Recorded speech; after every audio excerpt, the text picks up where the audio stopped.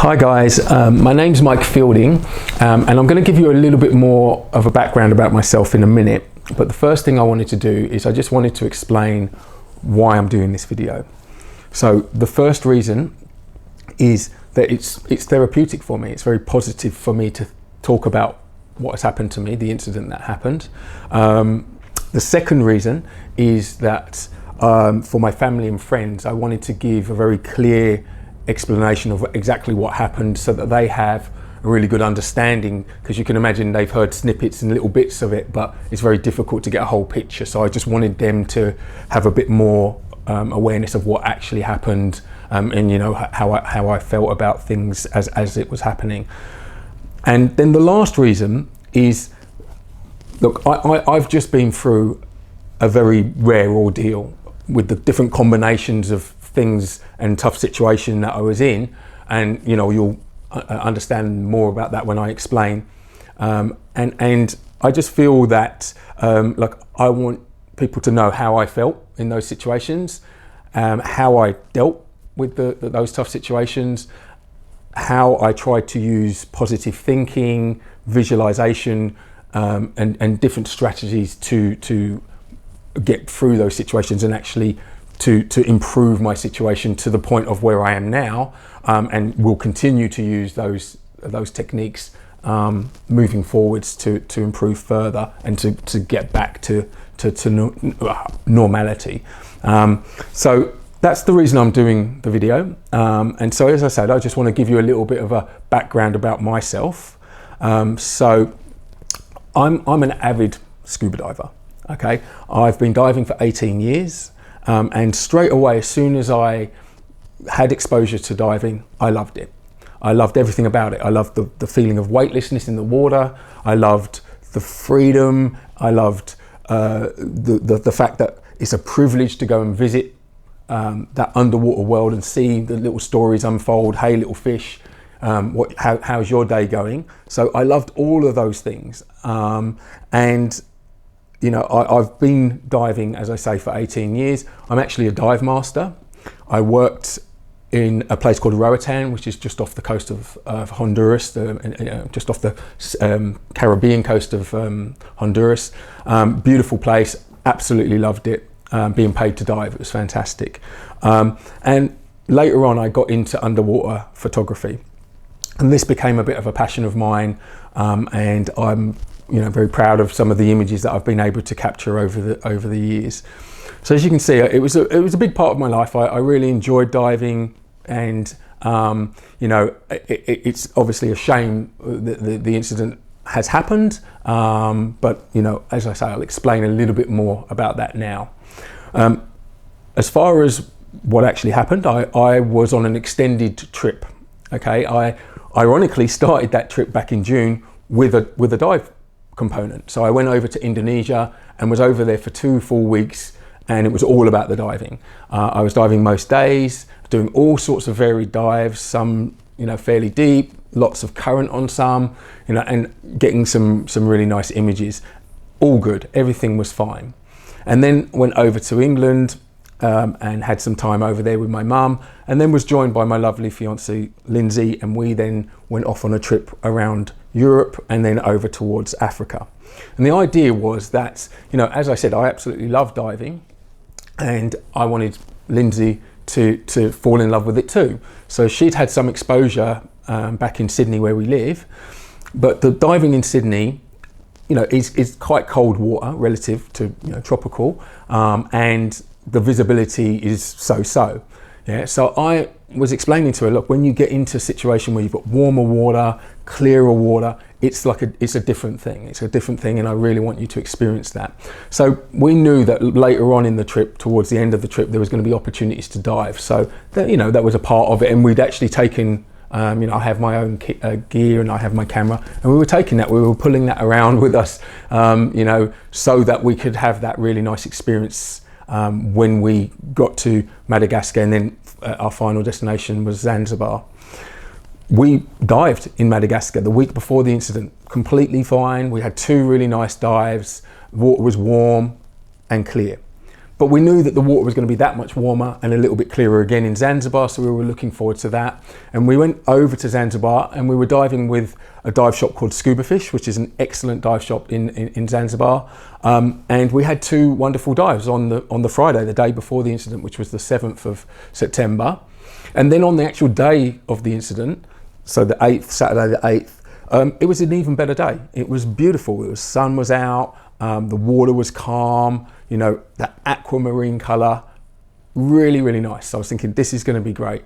And look, I took my camera on the boat, but I wanted to experience the dive with Lindsay that morning. And I really, you know, sometimes when you've got the camera, you can get a bit distracted and, you know, you're taking images and you forget to just relax and enjoy the dive. So I wanted it to be all about enjoying the dive. And we had a wonderful dive that morning. So, you know, we went down, it was calm, the visibility was great, there was plenty to see. And, you know, afterwards I was speaking to Lindsay, and it was like the light bulb dive, you know, where she goes, I finally realised why you love diving. So it was so good to see her so relaxed underwater, such a buzz to hear her so excited about it. And, you know, we were having our surface interval, beautiful, like beautiful aquamarine blue, you know, we were just relaxing on the boat. Morgan kindly gave us some spiced Zanzibar tea, which was fantastic, always time for tea.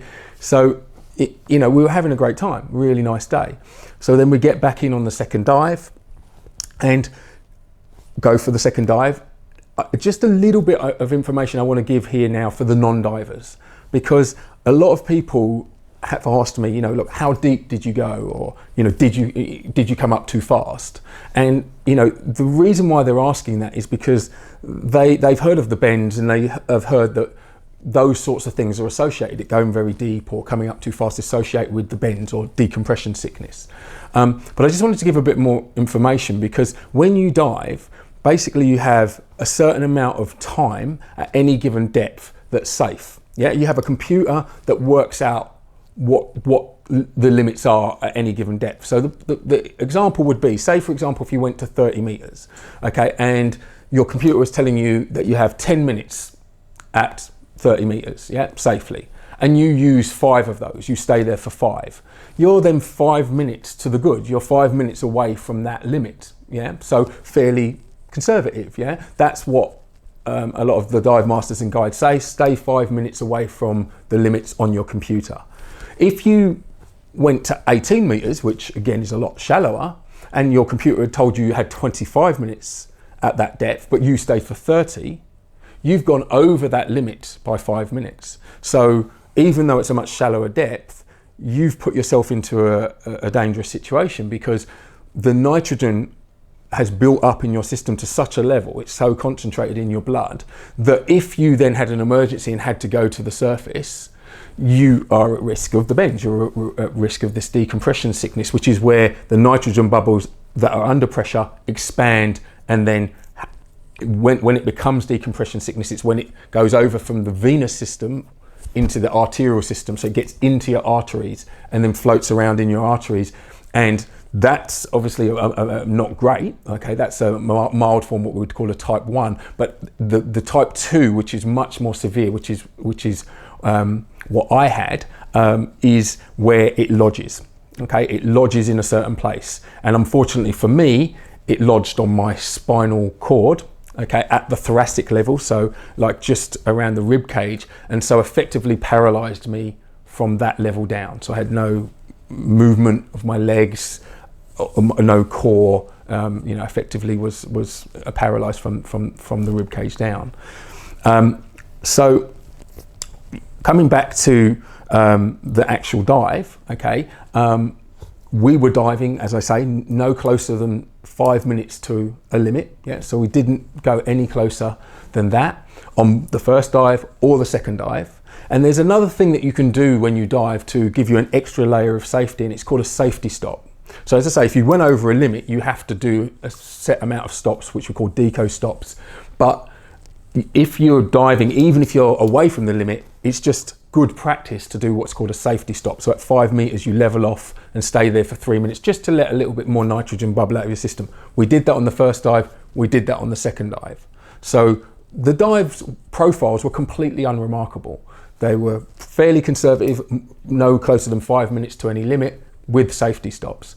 But unfortunately, when I surfaced from that second dive, immediately I had searing pain in the breastbone area and sort of around the rib cage. Now, the thing with it is, a lot of people are like, oh, you must have, been really worried.